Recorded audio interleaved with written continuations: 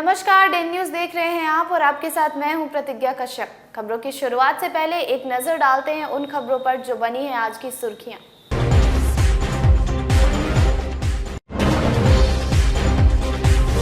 शीतलहर का कहर, राज्य भर में अलर्ट। फिलहाल ठंड से राहत नहीं मिलने की है उम्मीद।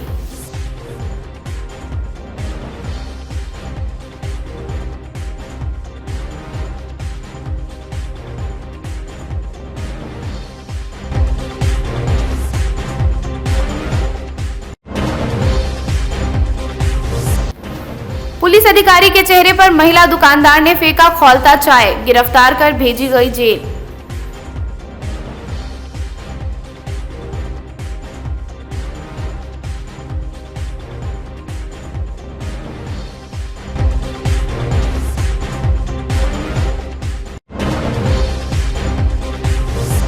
और पटना के ईंट बालू कारोबारी हत्याकांड का खुलासा, अपने साड़ू ने ही सुपारी देकर कराई थी हत्या, शूटर गिरफ्तार।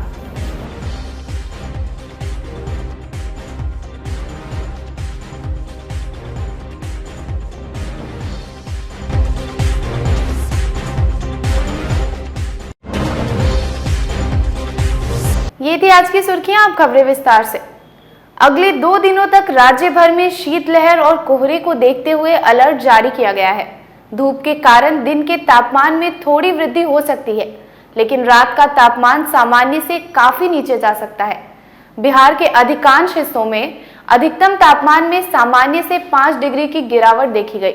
आसमान में बादल छाए रहने और कोहरे के कारण खासी परेशानी हो रही है। सड़क, रेल और वायु मार्ग का परिचालन भी बाधित है।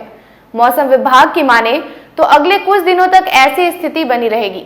मुजफ्फरपुर के डीएम चंद्रशेखर सिंह ने कहा है कि शहर से लेकर ग्रामीण इलाकों में अलाव की व्यवस्था कराने के साथ जरूरतमंदों के बीच कंबल का वितरण भी किया जा रहा है। यहाँ से हम लोग को लकड़ी नहीं मिलता है, खुद हम लोग अपना लकड़ी लेके जलाता हूँ। ठंड में हम लोग लगातार शहरी क्षेत्रों भी ग्रामीण क्षेत्रों भी अलाव की व्यवस्था कर रहे हैं। कल भी अलाव बड़े पैमाने पर जला था, अंचलों में भी और नगर निगम क्षेत्र में भी उसका फोटोग्राफ्स भी हम लोग मंगाए थे। कंबल का वितरण भी विभिन्न पदाधिकारियों द्वारा लगातार किया जा रहा है। कल शहरी क्षेत्र में भी बटा है, अनुमंडल पदाधिकारी के द्वारा, नगर निगम के द्वारा और ग्रामीण क्षेत्रों में संबंधित प्रखंड विकास पदाधिकारी और अंचल अधिकारी के द्वारा कंबल वितरण किया गया है। इसको हम लोग और तेज करेंगे, अलाव की और मुकम्मल व्यवस्था करेंगे। नगर निगम क्षेत्र में रैन बसेरा जो है पूरी तरह से फंक्शनल है, कार्यरत है।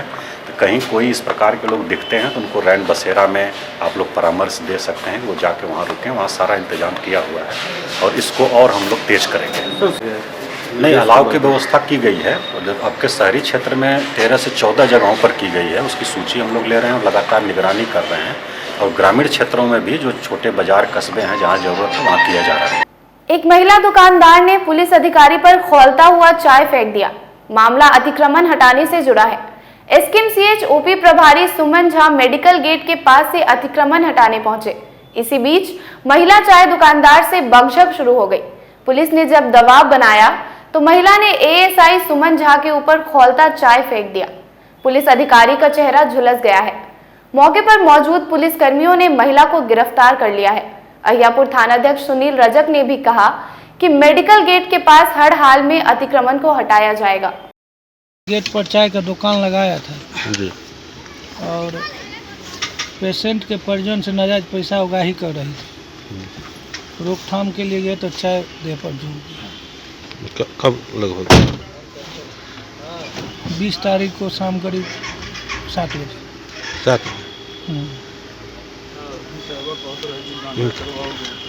आप अकेले थे? हम अकेले थे। अतिक्रमण हटाने के समय में आने जाने वाले रोगी को, परिजन को आने जाने में काफ़ी परेशानी हो रही थी। तो एक पदाधिकारी हमारे एसकेएमसीएच में सुमन झा रहते हैं, उनके द्वारा बोला गया कि आप ठेला को थोड़ा सा साइड कर लें ताकि आने जाने वाले को परेशानी ना हो। इसी को लेकर महिला के द्वारा उनको झंझट कर दिया गया और झंझट करने के बाद वो चाय बना रही थी। वो केतली को चाय गर्म करके गर्म चाय को केतली को फेंक दिया। पुलिस पर फेंक दिया है? हाँ, पुलिस पदाधिकारी सुमन झा के चेहरे पर फेंक दिया, जिससे पूरा चेहरा झुलस गया है। इनका इलाज चल रहा है। महिला की गिरफ्तारी कर ली गई है, आगे की कार्रवाई की। मुजफ्फरपुर पुलिस ने एक बार फिर एक बड़े मामले का उद्भेदन कर शूटर सहित 4 अपराधियों को गिरफ्तार कर लिया। आपको मालूम है कि 13 दिसंबर की दोपहर में ही पटना के ईंट बालू व्यवसायी योगेंद्र राय की अपराधियों ने रघई पुल के पास गोली मारकर हत्या कर दी थी। डेन न्यूज ने इस खबर को प्रमुखता से दिखाया था। पुलिस ने इस मामले का खुलासा करते हुए बताया कि जमीनी विवाद में योगेंद्र राय के साढ़ू कृष्ण मुरारी ने सुपारी किलर से इस घटना को अंजाम दिलाया था। पकड़े गए शूटर रतन सिंह, शांतनु सिंह, मिथुन कुमार और मिंटू कुमार के पास से एक पिस्टल, 2 कट्टा और 3 कारतूस बरामद हुआ। सिटी एसपी राजेश कुमार ने बताया कि जल्द ही साजिशकर्ता को भी गिरफ्तार कर लिया जाएगा। 13 दिसंबर को एक जोगेंद्र राय नामक व्यक्ति, इनके बारे में बताया जा रहा है कि वे बालू गिट्टी आदि के व्यवसाय करते थे। मोतिहारी से पटना अपने घर जाने के क्रम में थाना पुरोटी अंतर्गत हाईवे पे अपराध कर्मियों द्वारा 5 गोली मारकर उनकी निर्मम हत्या कर दी गई थी। उस गाड़ी में, जिस गाड़ी में इनकी हत्या की गई थी, इनके बच्चे और इनकी पत्नी भी थी। इनके सामने ही इनकी हत्या हो गई। उस समय हमलावरों और घटना करने वाले की पहचान नहीं हो सकी।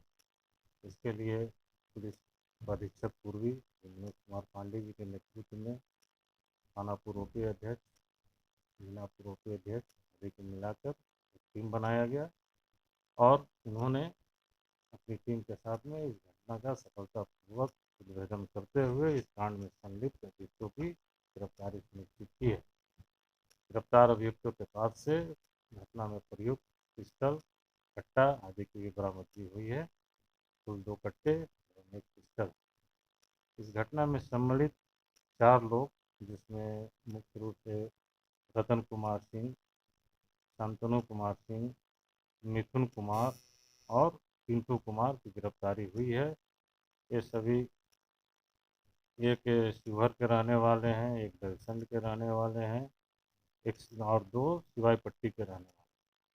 इन्होंने इस घटना में संलिप्तता स्वीकार की है और घटना के बारे में बताया कि यह घटना मृतक के साढ़ू द्वारा ही कारित करवाई गई है। इन लोगों के बीच में कुछ संपत्ति, जमीन आदि का विवाद चल रहा है, जिसके कारण यह नगर विधायक विजेंद्र चौधरी ने मंगलवार को स्वर्ण व्यवसायियों के बीच लाठी और विसल वितरण कर अपराध पर काबू करने की तरकीब बताई।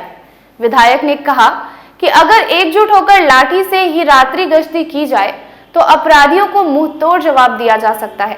लाठी सिटी वितरण के दौरान सराफा संघ के महामंत्री सत्यनारायण प्रसाद, मंजीत कुमार, विश्वजीत कुमार सहित सोनारपट्टी के कई कारोबारी साथ रहे।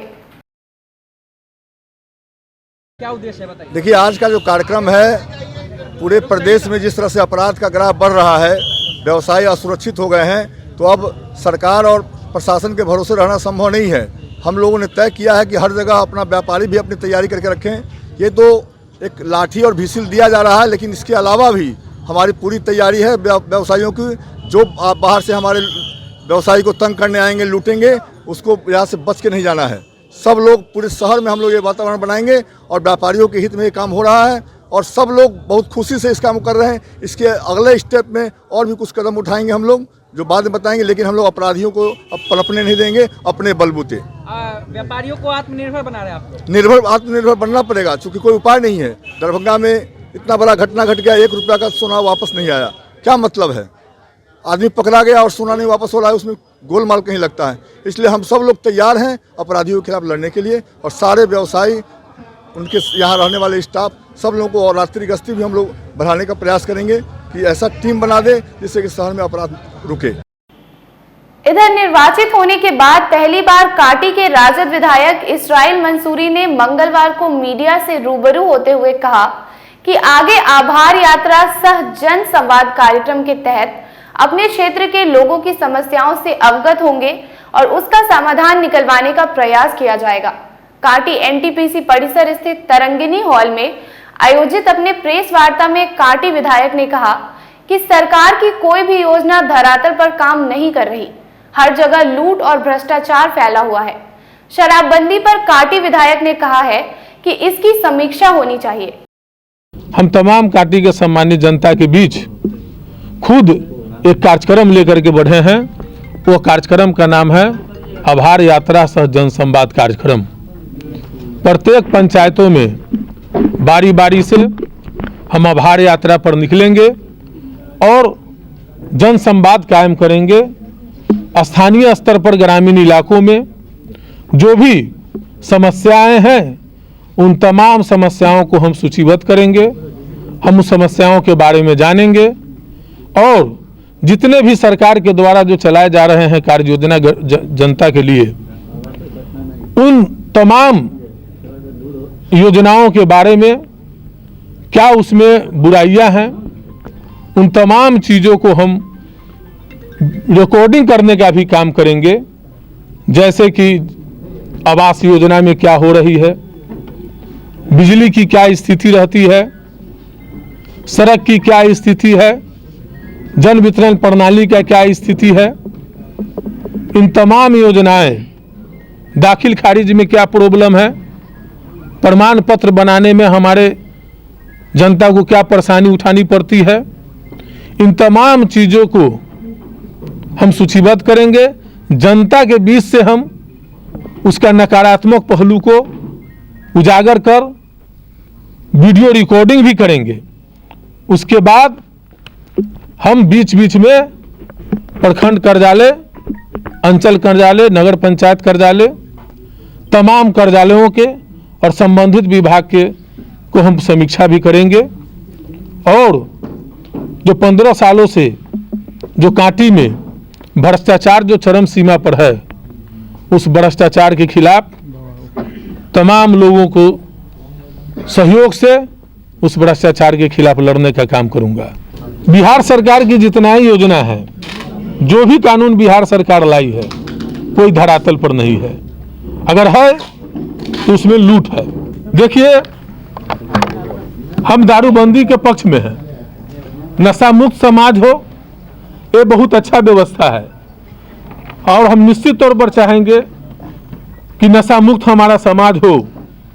लेकिन सरकार को वास्तव में समाज हित में नियत भी रखना चाहिए। आज हमारा कई हजार करोड़ रुपया शराब से हमारा आय था, लेकिन आज क्या हो गया? आज वो आय कहाँ जा रहा है? उससे भी बड़े पैमाने पर घर घर में दारू उपलब्ध है, लेकिन वो कहीं ना कहीं बीच के जो माफिया हैं, जो दारू माफिया है, वो कहीं ना कहीं आगे बढ़ रहे हैं और सरकार का खजाना खाली हो गया है और इससे बहुत तरह की परेशानियां भी हो रही है। इसलिए समीक्षा होनी चाहिए निश्चित तौर पर। इसका क्या प्रभाव पड़ा है समाज में, अच्छा प्रभाव पड़ा है, प्रतिकूल प्रभाव पड़ा है, इस पर सरकार को समीक्षा करनी चाहिए। सरकारी कामकाज को पटरी पर लाने के उद्देश्य से जिलाधिकारी चंद्रशेखर सिंह इन दिनों शहरी क्षेत्र से प्रखंड कार्यालय तक में औचक निरीक्षण कर प्रबंधन का जायजा ले रहे हैं। मंगलवार को जिला स्थापना कार्यालय का निरीक्षण कर अभिलेखों के रख रखाव और व्यवस्था का जायजा लिया। स्थापना के कामकाज से संतुष्ट जिलाधिकारी ने कहा कि यहां कर्मियों की कमी है। रिक्त पदों को भरने के लिए विभाग को प्रस्ताव भेजा गया है। ये जिला स्थापना शाखा का निरीक्षण था, जो नियमित निरीक्षण था, और उसका जिला स्थापना शाखा में कार्यालय का जो प्रबंधन है और अभिलेखों का रख रखाव है, वो सरकार के नियमानुसार है कि नहीं, उसको देखने के लिए निरीक्षण किया जाता है। तो उसका निरीक्षण हमने किया है। स्थिति संतोषजनक पाई गई है और कर्मियों की रिक्ति बड़े पैमाने पर है। कलर की, अमीन की, चालक की, और इन सबका रिक्ति को भरने के लिए विभाग को प्रस्ताव भी भेजा गया है। और प्रोन्नति के मामले माननीय उच्चतम न्यायालय के आदेशानुसार जो है अभी रुके हुए हैं, इसलिए प्रधान लिपिक की, कार्यालय अधीक्षक की भी रिक्ति है। उसके लिए बोला गया है कि वरीयता सूची एक संधारण करें, लोग बनाएं और उसके आधार पर उसका प्रभार लेकर के हम लोग कार्य कराएंगे लोगों से। और विभाग से अनुरोध करने का निर्देश दिया गया है जल्दी से जल्दी बहाली के लिए, क्योंकि इससे कार्य की गुणवत्ता प्रभावित होती है और ससमय कार्य के निष्पादन में भी कठिनाई होती है और आम लोगों को भी असुविधा होती है। तो कुल मिला के ठीक था। एक मामला गायघाट प्रखंड का था। 2016 में पेंशन वितरण के लिए 20 लाख रुपए की निकासी की गई थी तत्कालीन नाजिर के द्वारा, और उसकी लूट हो गई थी और नाजिर पंकज कुमार जो है वो बैंक से पैसा निकालने के लिए मोटरसाइकिल से चले गए थे, जबकि अंचल गार्ड और गाड़ी लेकर के जाना चाहिए था, उनको निर्देश था। और 20 लाख रुपए की लूट हुई थी, उसमें उन पर विभागीय कार्रवाई चली थी, निलंबित भी हुए थे। तो उसका संचालन पदाधिकारी से मंतव्य आ गया है, उनको दोषी पाया गया है। लेकिन वर्ष 2018 से उसको मामले को लंबित रखा गया है कि पुलिस से प्रतिवेदन प्राप्त किया जाए कि वहाँ दोषी पाया गया कि नहीं दोषी पाया गया। तो इसमें इस पर आपत्ति व्यक्त की गई है और जो आपराधिक मामला है वो अलग है और विभागीय कार्रवाई जो है अनुशासनिक मामला वो अलग है। उन पर दंड अधिरोपित करने के लिए निर्देश दिया गया। खबरों को आगे बढ़ाएंगी हमारी सहयोगी प्रज्ञा।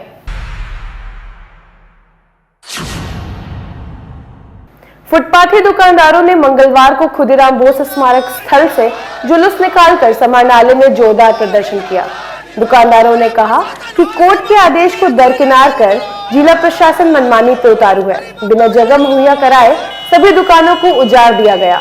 फुटपाथी दुकानदारों का समर्थन करते हुए नगर विधायक विजेंद्र चौधरी ने भी कहा कि रोजी रोटी छीनने से पहले समस्या का समाधान निकालना चाहिए।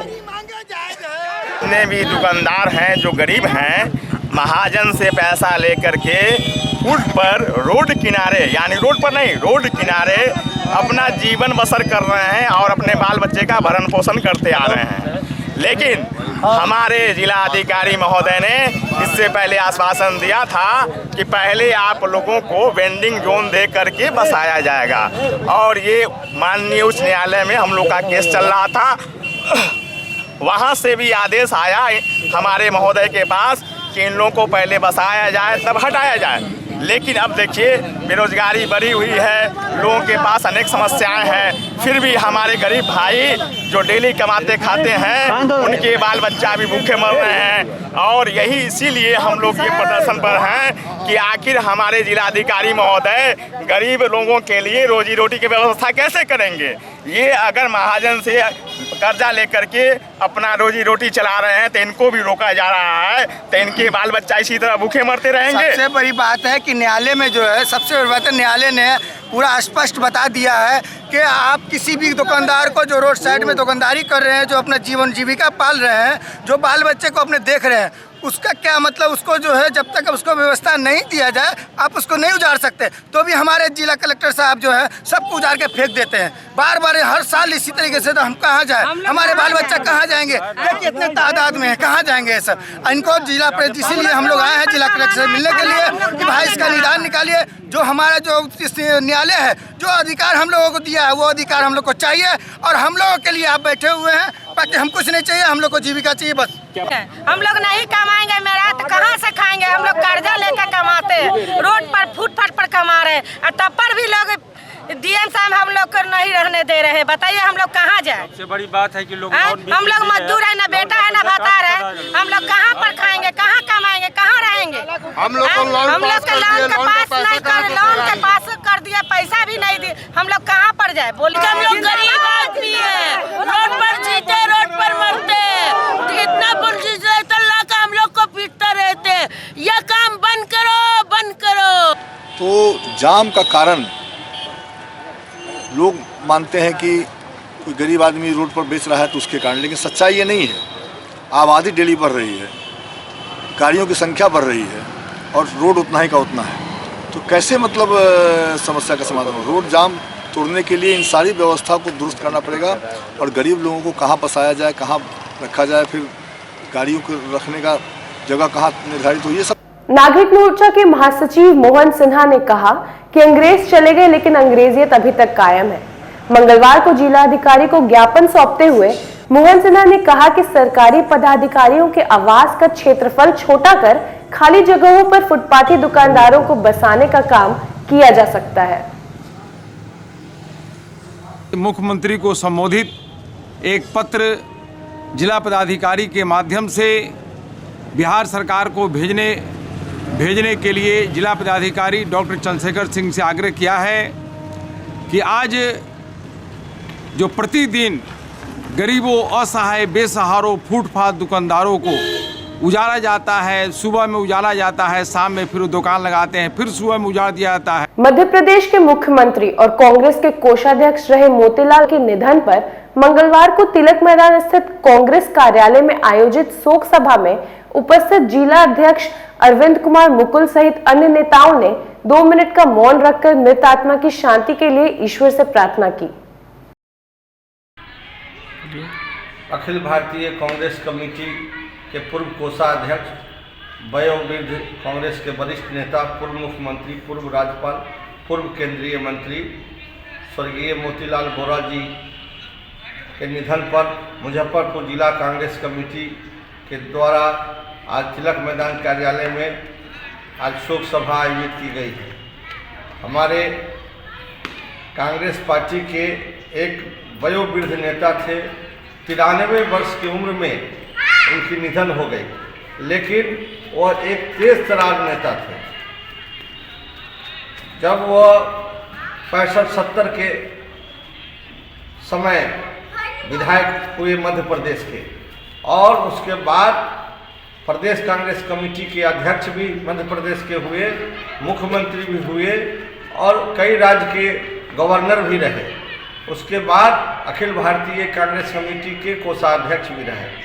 उनका आशीर्वाद हम लोगों पर हमेशा मिलता रहा है। मुजफ्फरपुर में भी कई बार वो आए हैं और यहाँ प्रेस कॉन्फ्रेंस भी किए हैं।